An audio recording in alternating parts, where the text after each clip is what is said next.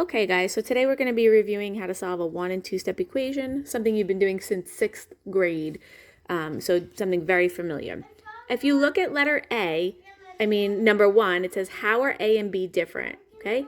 If you just examine these for 1 second, the only difference you'll see is that this has an equal sign, so we call this an equation, and the one on the left is just an expression. So when we have an equal sign, okay, we know we're solving for something. So here, these are just some basic fill in the blanks. Okay, pause the video and see if you can get these right. So hopefully you got 8, 9, and 7 for your answers. You're asking yourself, what plus 4 gives me 12? So this box is the same thing as a variable, okay, as a variable. So the way you do these, if you remember, is just opposite operations. Some important vocabulary that I'll say often in this unit is variable, okay? You know that as the x or the letter, okay, whatever letter we're using. It's the unknown. It's what we're trying to solve for. The coefficient, we've already used this numerous times this year. It's the number in front of a variable attached by multiplication. So, for example, 5x, 5 is the coefficient. X is the variable. All right, so some quick 1 and 2 step addition and subtraction equations. So you always locate where your variable is, and you do the opposite operation. So this says plus 4, so I'm going to do minus 4. And whatever I do to one side of an equation, I have to do to the other side. So then I do 19 minus 4, which ends up being 15.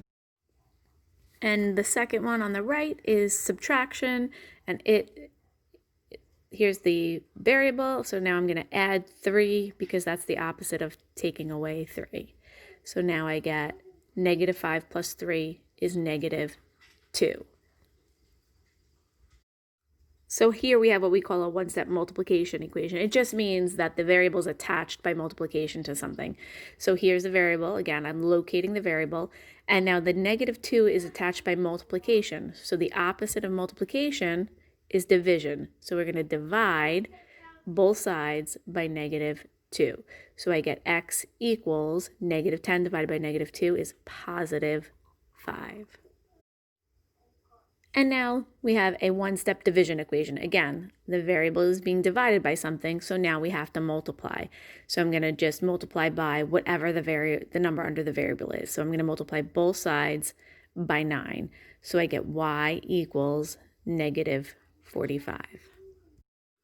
Okay, so now pause the video, and there's 6 questions, all basic one-step equations. See if you can solve those, and then check yourself. So make sure you pause the video. Okay, so these are the answers you should get, okay? The only 2 that might be a little bit tricky are 5 and 6. So if you're taking a look at them and you have questions, please make sure you ask us when you come to class.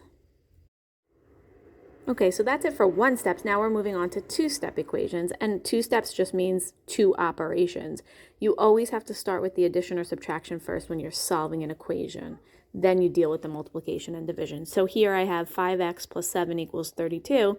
So since the 7 is being added, I'm going to subtract 7, and then I'm going to write 5x equals 25. Now I have a simple 1-step multiplication equation where I'm going to divide both sides by 5, and then x ends up being 5.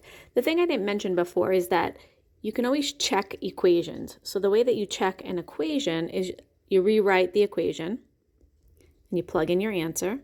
We got 5, so I'm going to replace the x with a 5, and I see if the 2 sides match. So 5 times 5 plus 7 is 32, and 32 equals 32. That's always been the reason why I love equations, because I can always figure out fast if I'm right or wrong. Okay, so here's another example for you to look at. Okay, so here I'm going to do the first one. Okay, I'm going to add 4 first to both sides. I get 8n equals 28. And then when I divide by 8, now you can leave this as a reduced fraction, okay, or you can just, in your calculator, do 28 divided by 8, and you get 3.5, okay? Either way is fine. So now pause the video and try the next 2. Okay, so the middle one was pretty easy, and the last one was also pretty easy. Just, again, you can have decimal answers. Don't be scared of decimals. This was you can either leave it as negative 1/5 for this last one here, negative 1/5, which is the same as negative 5.2. Okay, so here you see the first example is done for you. Okay, so the only difference with these ones is that we added in some division. So here I'm going to show you add 9, you add 9. Then we have W over 7 equals 13. And then you're going to multiply both numbers by 7 because this is the division equation. Okay, so when you're done, you end up getting 91 as your answer. So pause the video, try the next one, and see if you get the right answer. You should end up with 2.5 in the last one. Please don't let the decimal scare you. Do exactly what you would do with regular numbers that are not decimals. Okay, and you have the use of your calculator, so it shouldn't make it that difficult. Okay, so basically, again, this was all review. This should not be anything new for anyone. Okay, the goal when you're asked to solve an equation is to get the variable alone. Okay, isolate the variable by doing all the opposite operations. All right, go to Delta Math and try those problems, and we'll see you soon.